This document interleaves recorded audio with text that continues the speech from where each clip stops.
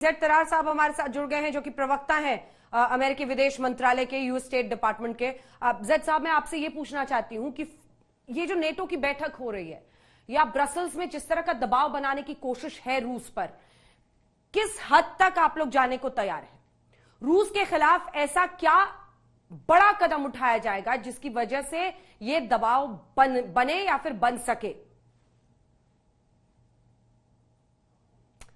Z तरार साहब से हमारा संपर्क टूट गया है। जनरल सिवाच, आपसे आके पूरी परिस्थिति पर आपका टेक समझना चाहेंगे। रूस की मौजूदा स्ट्रैटेजी क्या दिख रही है, और इसी के साथ ये ब्रसल्स में जो इतनी बड़ी बैठक हो रही है, कहीं ये और भी उकसाने का काम तो नहीं कर देगा पुतिन को?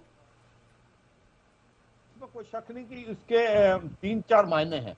एक तो है ब्रसल के अंदर यूरोपियन यूनियन अपने को दिखाना चाहता है, वो इकट्ठे खड़े हुए हैं। कहीं ना कहीं फ्रांस और जर्मनी कुछ अलग भाषा बोल लेते, उसकी यूनिटी दिखाना चाहेंगे। दूसरी बात, ईस्ट यूरोपियन कंट्रीज हैं वो थोड़ा सा डरी हुई हैं कि कहीं ऐसा ना हो रूस उनके ऊपर अटैक कर दे। उनको एक प्रकार भरोसा दिलाएंगे, वहां पर पीस कीपिंग फोर्स की बात हो रही, वहां पर अपने फोर्सेज लगा सकते हैं। तीसरा, वो ये करेंगे कि सैंक्शन और लगाएं। मुझे लगता है एक प्रकार से रूस के ऊपर सैंक्शनों की और लगाने की कोशिश करेंगे। चौथा, किस प्रकार से हथियार भेजे जाएं यूक्रेन को, और जिस प्रकार से शोल्डर फायर्ड जो मिसाइल हैं, या आपके एंटी टैंक मिसाइल या ड्रोन्स, या कुछ और एक वेपन और अम्यूनिशन को कैसे भेजा जाए। और जो बात आती है क्या बूट्स ऑन ग्राउंड हो सकते हैं, मुझे नहीं लगता बूट्स ऑन ग्राउंड के बारे में बात होगी। कोई बूट्स ऑन ग्राउंड नहीं होंगे नेटो के, और ना ही नो फ्लाइंग जोन बनेगा। तो मुझे लगता है ये लिमिटेड ऑप्शन है। जो बात पहले कर रहे थे उन्हीं को घुमा फिरा के थोड़ा सा पैकिंग दूसरे ढंग से करने के लिए कि हमारे अंदर सब यूनिटी है, और जो रूस के ऊपर हम प्रेशर डालेंगे उसके ऊपर और इकोनॉमिक सैंक्शन लगाएंगे और यूक्रेन को हथियार देते जाएंगे, जिससे ये लड़ाई लंबी खिंचेगी। अगर आप ध्यान दें कि आज तक युद्ध के अंदर रूस ने एक भी मेजर टाउन नहीं जीता है, खोरसन के अलावा कोई नहीं जीता। अब जब मारियापोल एक बहुत इंपॉर्टेंट टाउन है, जो कि एक जंक्शन पॉइंट है क्रीमिया और डोनेबस के लिए, मतलब कि रूस के लिए बहुत इंपॉर्टेंट है, वो ईस्ट यूक्रेन से क्रीमिया को जोड़ेगा लैंड रूट से मारियापोल। वो 60 से 70% बर्बाद हो गया है, मगर रूस की फौज उसको ले नहीं पाई है। इसी प्रकार खार्किव है, जो कि फाइनेंशियल कैपिटल माना जाता है, उसको 2 बार उन्होंने बोला है कि हमने ले लिया है, मगर यूक्रेन की फौज ने दोबारा ले लिया। अब जब कीव की बात आ रही है, 15 से 20 किलोमीटर जो दायरा के बाहर है, रूस की फौजों ने अब डिफेंसिव पोजीशन लेनी है। इसका मतलब उनको इतनी काबिलियत और क्षमता नहीं है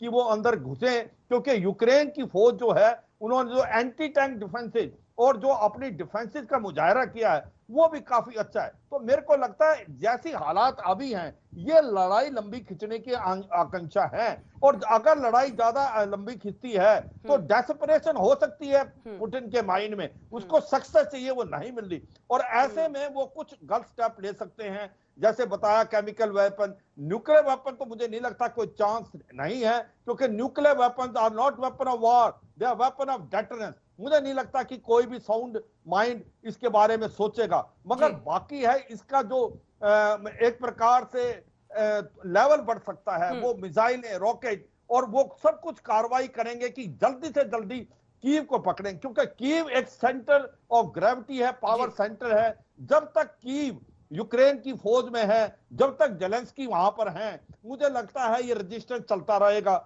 और रूस को जो सक्सेस है वो बहुत कम। मुझे लगता है कहीं ना कहीं पुतिन ने बहुत बड़ी गलती की है, उसने अपनी फौज का जो ताकत को ओवर एस्टिमेट किया और यूक्रेन को अंडर एस्टिमेट किया, मगर ग्राउंड पे जो हालात हैं वो दिखाते हैं एक स्टेलमेट पहुंच गया है। और ऐसे में कहीं रूस कुछ गलत स्टेप ना ले, कुछ ऐसा ना करे कि उसको विक्ट्री लेने के लिए किस चीज का हथियार, कौन से हथियार, उसने हाइपरसोनिक पहले इस्तेमाल कर दिए, कहीं ना कहीं शक है कि वैक्यूम बम भी इस्तेमाल हुए हैं। तो ऐसे में मुझे लगता है कि स्थिति काफी नाजुक है। अब क्या होता है और क्या अगला कदम पुतिन का होता है, इसी को सब समझने की कोशिश करें। रोहित शर्मा भी हमारे साथ, पत्रकार वॉशिंगटन डीसी से जुड़ गए। जेड तरार साहब हमारे साथ, प्रवक्ता यूएस स्टेट डिपार्टमेंट के, एक बार फिर से लाइव हो गए। जेड साहब, 2-3 बेसिक सवाल जो जानकारी हम इकट्ठा करना चाहेंगे। नेटो की इस बैठक में क्या कोई स्पेसिफिक एंटी रशिया एजेंडा है? क्या जो अभी तक प्रतिबंध लगाए हैं, सैंक्शंस, उसमें इजाफा किया जा सकता है? ए। बी, क्या यूक्रेन को हथियार देने पर भी कोई फैसला हो सकता है? क्या नेटो फोर्सेस भी किसी तरीके से यूक्रेन की इस जंग में किसी तरीके से प्रत्यक्ष परोक्ष रूप से शामिल हो सकते हैं? और रशिया को क्या संदेश इस मंच से दिया जा सकता है? जैद साहब। बहुत देखिए, जहां तक हमारे ऑब्जेक्टिव्स हैं इस नेटो बैठक में, शायद राष्ट्रपति बाइडेन ने बहुत स्पष्ट तौर पर कहा है कि एक बात तो यह कि हमने यूनिटी, एक साथ मिलकर हमने यूक्रेन को सपोर्ट देनी है। मैं ये नहीं कहूँगा कि हम एंटी रशिया हैं, बल्कि आपने भी याद किया होगा कि इस युद्ध से पहले हमने बहुत कोशिश की है, सिर्फ अमेरिका नहीं बल्कि नेटो ने भी बहुत कोशिश की है कि हम बातचीत के जरिए जितने भी मसले मसाइल हैं रूस के, उनका हल हम ढूंढ लें। पुतिन ने इनकार किया और उन्होंने एक नाजायज बिलावजह युद्ध को शुरू किया। उन्होंने यूक्रेन पर हमला किया, जिसके नतीजे हम इस वक्त देख रहे हैं अपनी आंखों से। तो पहली बात तो यह कि हमने एक आवाज में एक साथ चलना है ताकि हम यूक्रेन को जितना हम सपोर्ट दे सकते हैं वो हम दें, और एक साफ पैगाम पुतिन को दें, जो कि ये है कि उन्होंने कभी भी नेटो को अलग नहीं करना। उन्होंने कभी भी, जितने भी उनके कोशिश हैं वो नाकाम होंगे और हम एक ही साथ जुड़े हुए हैं ताकि हम यूक्रेन के आम नागरिकों को सपोर्ट दे सकें। जहां तक नेटो के सैनिक फोर्सेस हैं, राष्ट्रपति बाइडेन ने बहुत स्पष्ट तौर पर यह कहा है कि हम नहीं चाहते कि इस युद्ध को हम और एस्केलेट करें, इसको अधिक बढ़ाएं इसको। तो मेरे नहीं ख्याल में इसमें कोई शक होना चाहिए। कोई भी नेटो फोर्सेस, नेटो सैनिक फोर्सेस यूक्रेन में नहीं जाएंगे।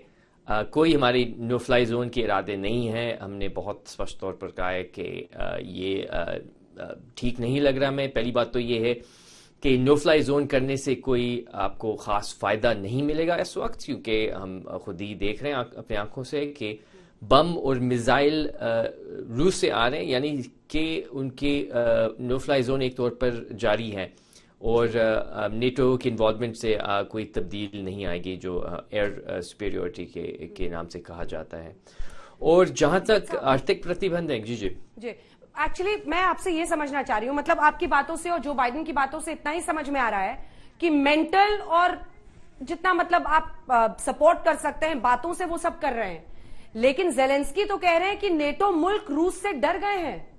वो तो ऐसे मकाम पर कह रहे हैं कि सबने मुझे डेजर्ट कर दिया, सबने मुझे अलग थलग छोड़ दिया।